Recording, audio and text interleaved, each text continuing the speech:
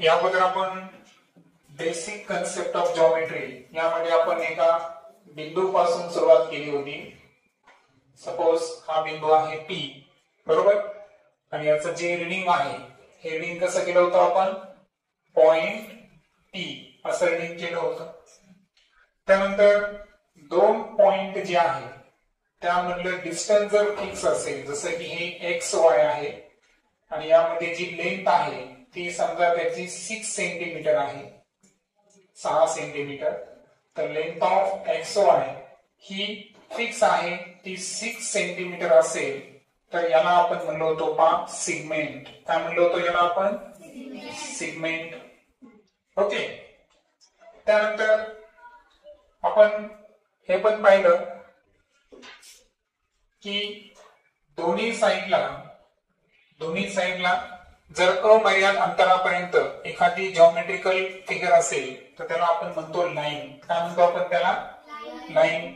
आणि सपोज ही आहे line L, बरोबर.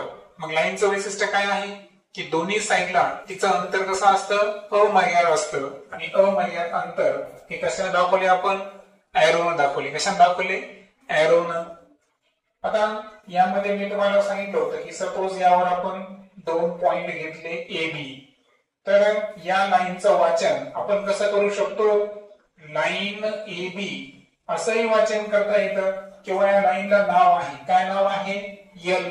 मग या लाईनचं वाचन आपण कसं करू शकतो, लाईन L असंही करू शकतो. म्हणजे लाईनचं रीडिंग हे किती मेथडनं करता येतं, दोन मेथडनं. लाईनवरचे कोणतेही दोन बिंदू घेतले तुम्ही, जसं की मी AB घेतला तर याचं वाचन कसं केलं मी, लाईन AB, किंवा त्या पूर्ण लाईनला एक सिंगल नाव देता येतं, ते नाव काय दिलं मी, L दिलं, म्हणून याचं लिंक काय केलं मी, लाईन L केलं. आणि फायनली आपण शिकलो होतो पहा की ज्याला एक आरंभ बिंदू असतो पण दुसरीकडे जर अमर्याद अंतर असेल, जसं की इथं मी PQ, हा P काय आहे, ओरिजिन, आरंभ बिंदू आहे, आणि एका साइडला त्याचं अंतर निश्चित आहे का, नाही, पण दुसऱ्या साइडला त्याचा आरंभ बिंदू निश्चित आहे. मग याला म्हणलो होतो आपण रे. काय म्हणलो होतो, रे. आणि या रेचं नाव काय आहे, PQ. याला आपण रे QP असं वाचू शकतो का, नाही. कसं वाचणार, रे PQ असंच वाचन आपल्याला करावं लागतं. ओके. 4 गोष्टी आपण समजून घेतलेल्या आहेत. पहिली पॉइंट असेल, त्यानंतर सिगमेंट, त्यानंतर लाईन आणि रे. या 4 गोष्टी तुमच्या क्लिअर झाल्या, कशाला काय म्हणायचं.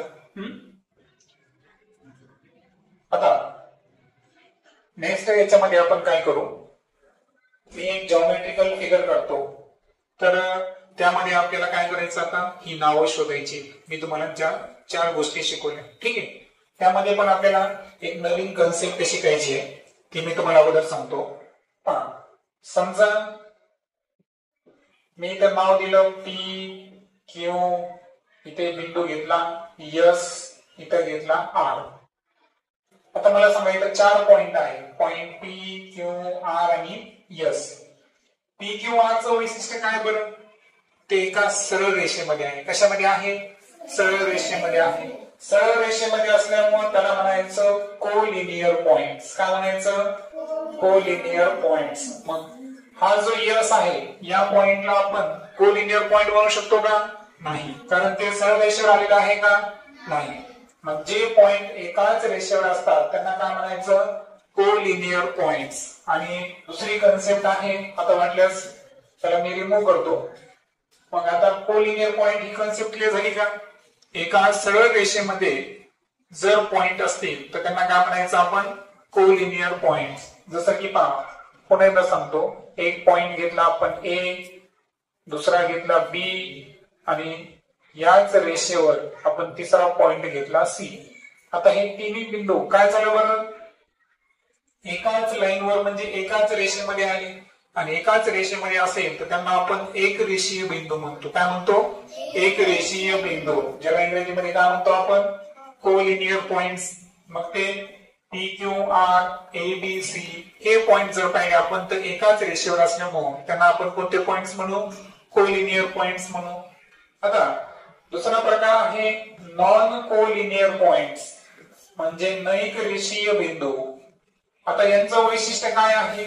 समजा मी इथे एक ए पॉइंट घेतला, इथे मी बी पॉइंट घेतो, इथे मी सी पॉइंट घेतला. ठीक आहे. आता हे घेतल्यानंतर काय झालं आता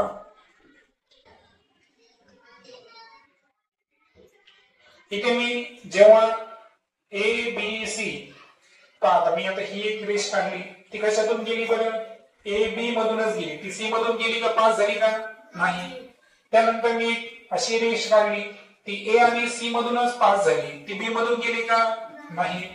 नंतर मी एक रेष अशी काढली, सी आणि बी मधून जाणारी, ती ए मधून गेली का? नाही. म्हणजे याचा अर्थ हे जे 3 पॉइंट होते ए बी आणि सी हे एका पॉइंटवर आले का बरं? नाही. मग पॉइंट एका पॉइंटवर येत नसतील,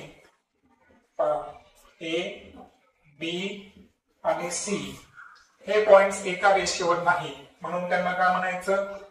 नॉन कोलिनियर पॉइंट्स. मग कोलिनियर पॉइंट्स आणि नॉन कोलिनियर पॉइंट्स यातला फरक काय आला? एकाच रेषेवर असतील तर काय म्हणायचं? कोलिनियर पॉइंट्स, आणि एका रेषेवर नसतील तर त्यांना काय म्हणायचं?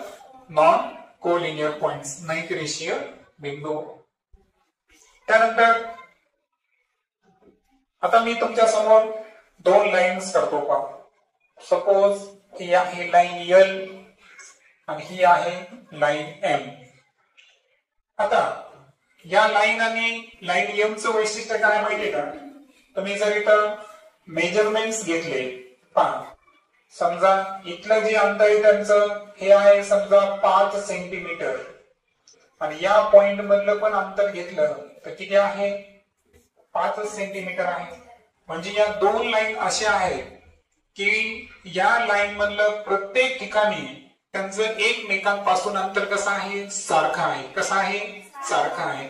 मग सारख्या अंतरावर असणाऱ्या पण एकमेकांना न छेदणाऱ्या ज्या रेषा आहेत त्यांना म्हणायचं समांतर रेषा. त्यांना इंग्रजीमध्ये म्हणतो आपण पॅरलल लाईन्स. काय म्हणतो त्याला आपण? Parallel lines. लक्षात आलं? मग पॅरलल लाईन्स काय आहे?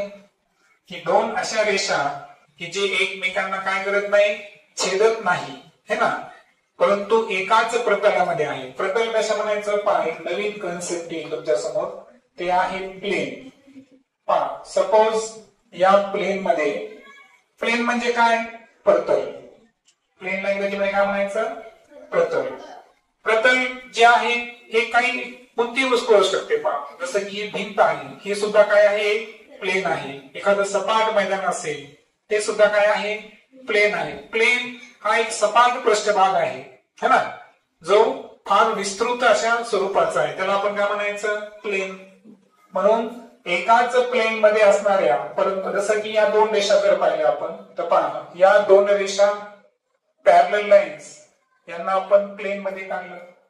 सो सेम प्लेन मध्ये आहे, मात्र एकमेकांना काय करत नाही? इंटरसेक्ट करत नाही. काय करत नाही? इंटरसेक्ट करत नसेल, छेदत नसेल तर त्या लाईनला काय म्हणायचं? Parallel lines. आणि प्लेन जो आहे तर प्रतल कशा म्हणू आपण? मग की एक असा एरिया, है ना, एक असा विशिष्ट प्रकारचा एरिया की ज्याला मर्यादा आहे का? नाही. एक विशिष्ट प्रकारचा सपाट पृष्ठभाग, त्याला आपण म्हणायचं प्लेन. आणि पॅरलल लाईन समजलं की पॅरलल लाईनचं वैशिष्ट्य काय सांगितलं मी तुम्हाला? Equi distance. इक्वी डिस्टन्स म्हणजे काय? समान अंतरावर असणाऱ्या. कोणत्या अंतरावर असणाऱ्या? समान अंतरावर असणाऱ्या आणि एकमेकींना न छेदणाऱ्या. न छेदणाऱ्या म्हणजे नो इंटरसेक्शन. इंटरसेक्शन म्हणजे छेदणे, पण एकमेकांना छेदतात का? नाही.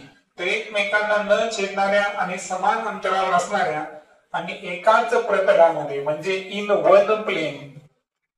वन प्लेन म्हणजे काय? एकाच प्रतलात असणाऱ्या. हे 3 वैशिष्ट्य ज्या 2 रेषेमध्ये असेल त्या रेषेना आपण काय म्हणायचं? पॅरलल लाईन्स म्हणायचं. ओके. आता हे समजून घेतल्यानंतर फायनली आता आपण एका पॉइंटवर येऊ. आता मी तुमच्या समोर एक आकृती ड्रॉ करतो.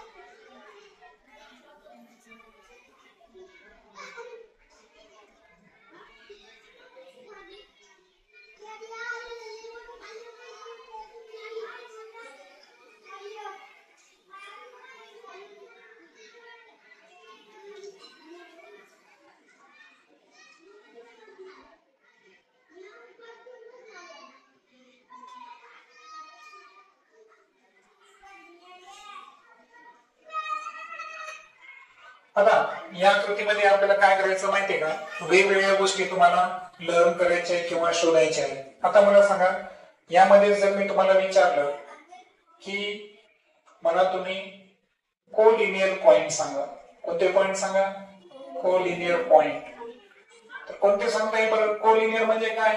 एका रेषेवरचे पॉइंट सांगा बरं. एका रेषेवर कोणते पॉइंट आहे? H A B I. कोणता आहे?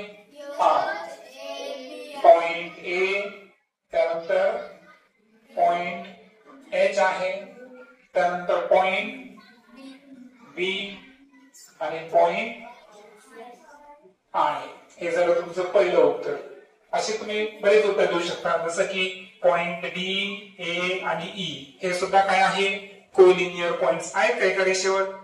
पॉइंट एफ, बी, जी हे सुद्धा काय आहेत? कोलिनियर पॉइंट्स आहेत. जर मी तुम्हाला इथं रे विचारलं, रे, तर रेची नावं कशी सांगणार बरं? रे कसा आहे? ज्याला काय आहे? एक विशिष्ट प्रकारचा आरंभ बिंदू असतो. जसं की पहा, इथं हा जो आहे हा रे कोणता आहे सांगा? बीसी. कोणता रे आहे हा? यामध्ये एक रे सांगतो मी तुम्हाला, तो कोणता आहे? बीसी. आता पहा, रे बीएफ सुद्धा असेल, रे बी आय, रे बी जी. लक्षात येतं? रे बी म्हणजे बी पॉइंटलाच तुम्हाला बरेचसे रे इथं दिसून येतील. तर हे रे शोधणं, रे असा काय करायचंय तुम्हाला? रे शोधताना एक ओरिजिन घ्यायचं आहे. काय घ्यायचं आहे? ओरिजिन घ्यायचं, ज्याच्या फक्त एकाच टोकाला बांध पाहिजे. दोन्ही टोकाला बांध पाहिजे का? नाही. त्यानंतर तिसरी जी ऍक्टिव्हिटी आहे, लाईन शोधा बरं. याच्यामध्ये कोणते कोणते लाईन्स आहेत? लाईन कोणती सांगता येईल? लाईन यल आहे का? ही आहे लाईन यल. ही कोणती आहे? Line N. त्यानंतर ही कोणती आहे? Line N. याला लाईन म्हणता येईल का बरं? नाही, कारण याला एकाच ठिकाणी बाण आहे, दुसऱ्या ठिकाणी बाण आहे का? नाही. त्यानंतर यामध्ये जर आपल्याला लाईन सिगमेंट शोधायचे असेल, काय शोधायचे आहे? तर कसे शोधणार? पहा, एका लाईनवर असणारे दोन बिंदू, जसं की पहा, एका लाईनवर एक सिगमेंट आहे. कोणता आहे? ए बी. हा एक सिगमेंट आहे. मग या ठिकाणी कोणता असेल? Segment A B. हा जरा लाईन सिगमेंट. त्यानंतर इथं एफ आहे, इथं जी आहे. हा वाला कोणता सिगमेंट आहे? Segment F E. इथं पण एक सिगमेंट आहे पहा, कोणता आहे? डीई. कोणता आहे? ई. हा सिगमेंट डीई. हे जेवढे काय आपण आता सर्च केलं, ओके, ते सर्वच्या सर्व काय आहे? एफ जी होता ना, सॉरी, एफ जी. हे सर्वच्या सर्व काय आहे? Line segment. म्हणजे आपल्याला जॉमेट्रिक फिगर मध्ये काही गोष्टी आपल्याला शोधता आल्या पाहिजे. पहा, इथं जर मला तुम्हाला विचारलं मी, पॅरलल लाईन दिसते का तुम्हाला? याच्यात पॅरलल लाईन, समांतर रेषा दिसेल. ही लाईन यल आणि ही लाईन यम एकमेकांना काय आहे? समांतर आहे. कसं आहे? समांतर. पहा, लाईन यल आणि लाईन यम एकमेकांना काय आहेत? पॅरलल आहेत. पॅरलल दाखवण्यासाठी तुम्हाला किती रेषा मारायच्या आहेत? दोन रेषा मारायच्या. दोन व्हर्टिकल लाईन्स मारल्या की ते काय डिनोट करतं? पॅरलल लाईन शो करतं. सो लाईन यल ही लाईन यम ला काय आहे? पॅरलल आहे. ओके, तर हे अशा पद्धतीचं जिओमेट्रिक कन्स्ट्रक्शन. ओके.